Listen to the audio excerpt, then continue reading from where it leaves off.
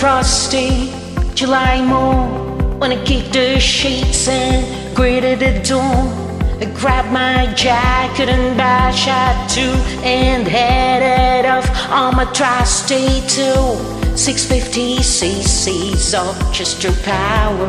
The lonely corners wind by the hours. Classic day, just for a ride with me on my twin, with the world by my side. The 650 twin, short belt, side and north, flat out and 6 as the tackle floats.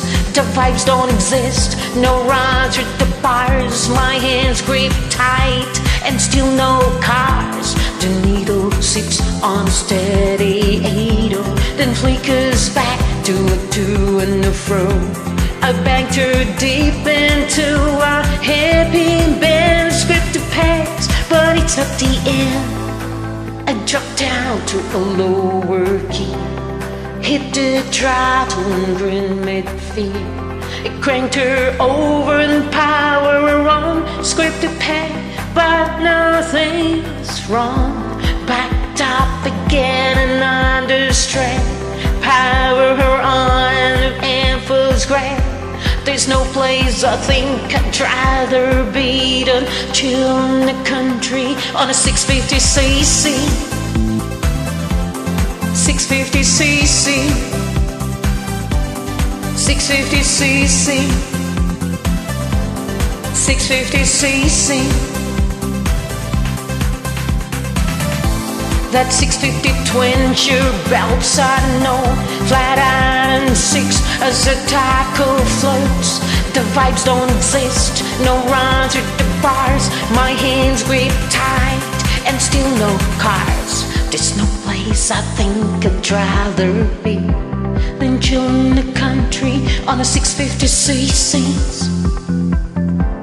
650cc's, 650cc's, yeah baby, 650cc's.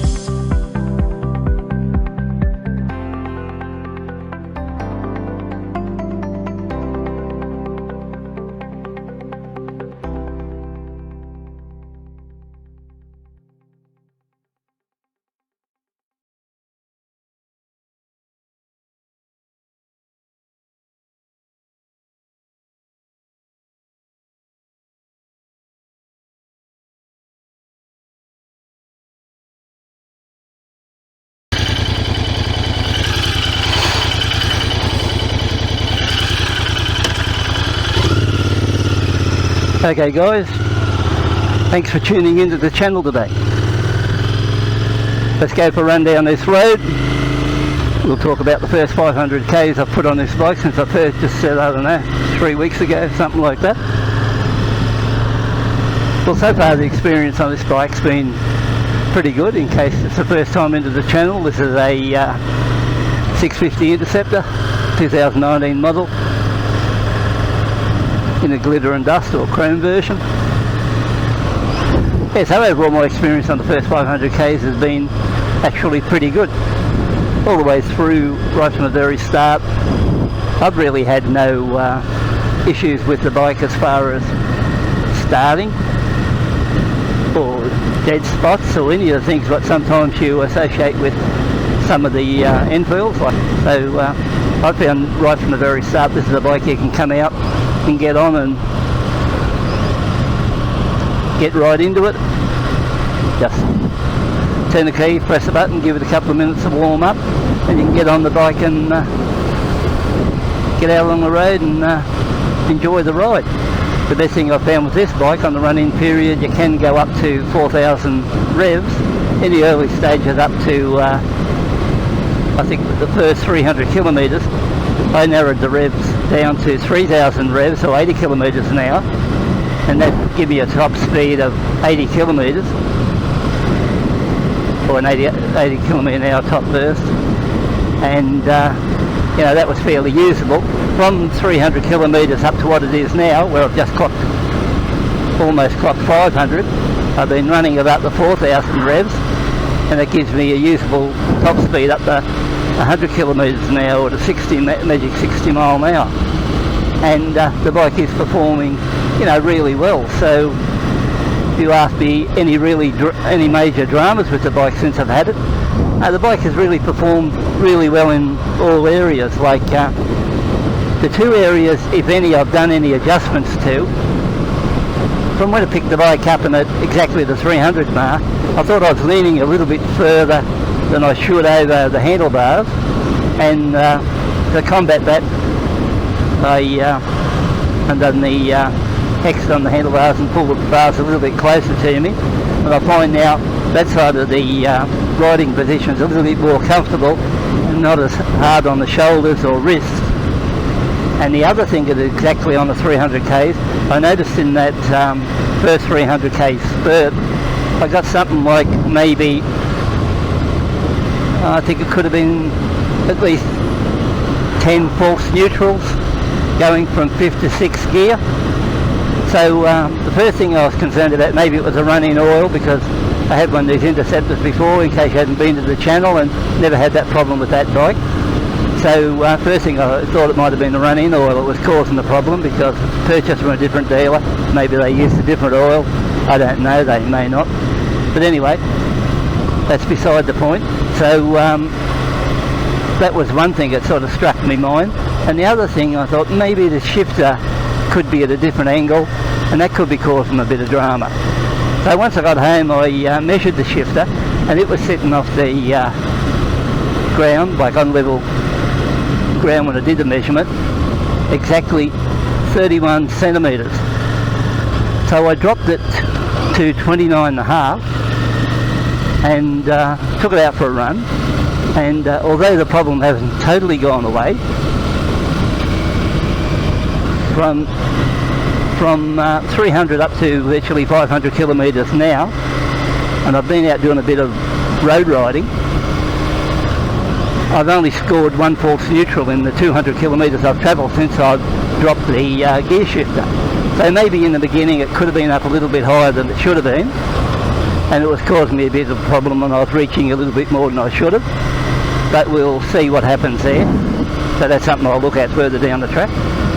But so far, considering I had roughly 12 miss shifts in the first 300, then all of a sudden I go to a lower gear shifting point and get rid of that one.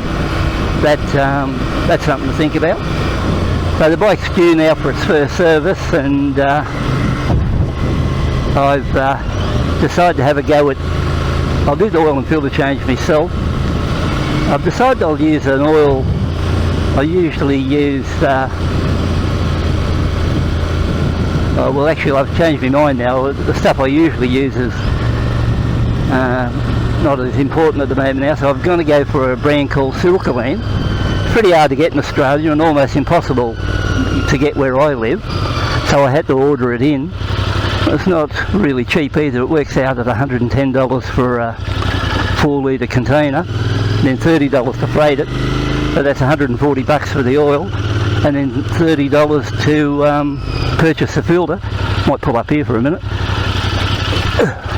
So that's $170 all up just to do the oil and filter change. But I watched a couple of other videos, and one in particular said he used Silkaline on it, and that was very good for a bike that had a bit of neutral issues on his bike.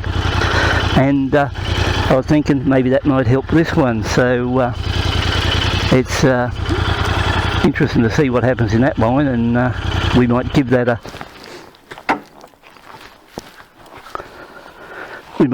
bit of a hit. Anyway, I might just continue talking here and leave the crash helmet on, because I won't be here that long. It's fairly warm here today at Fourth Crossing. Now overall, if you wonder how the bike's running, I think from about the 400k mark it seems to have probably maybe died down slightly on the performance. I think it's sort of slightly choked up a little bit. I don't think it's as free as what it was when I first got on the bike, you know, from scratch. This could be due to the you know, the valves have probably maybe bedded in and tightened up a little bit more than what they were to start off with. And I've sort of watched a couple of videos on this bike, and some people seem to think at around that 300 to 400k mark this happens to them, and You know, don't get me wrong, it's still performing really well, but I think it could be down a fraction on power there, you know, in that line now. So I think that'll be interesting after one. It gets the oil and filter change and that good quality oil whipped into it, and two, once the valves are checked and adjusted, and see how it performs from there. But overall, you know, if you ask me, am I happy with the bike? Yeah, like, it's got no drama there whatsoever. It's a really good bike. You get out along the road, runs around the corners well, it handles well, it brakes well. You know, there's nothing you can get on here and say anything bad about the bike. The seating arrangement is fine at the moment, apart from a bit of dust on it, you know, which happens when you're out riding around these back roads all the time. It's pretty dusty here at the moment. You know, it's a pretty good bike to be on. I think, you know, one of the better bikes I've been riding this year, so I expect to get out and put quite a few Ks on this particular bike over a period of time and document how it performs. The next thing after the oil and filter change I might have a go at would be, I might actually have a go at doing the valve clearance. So might give it a hit. Might save a bit of work. It was pretty warm on my way out here today, and usually on a warm run when I come out you can smell the motor a little bit, like running slightly warm, but now it's put up to 500 k's, no smell from the motor at all. You know, it's just nothing. So you know, everything seems to have calmed right down in that respect, and everything's fine. Can't really comment yet on fuel consumption because it's something I haven't taken a great deal of notice of. I just get on, ride it, take it for its short runs, longer runs, and then see how things go. It hasn't really worried me much about petrol consumption, but I think as far as engine, gearbox and everything else, everything's working fine that way. So I think, guys, that'll conclude my mini report on this bike today, and thanks very much for tuning in and taking a look, and we'll catch up with you at a later date.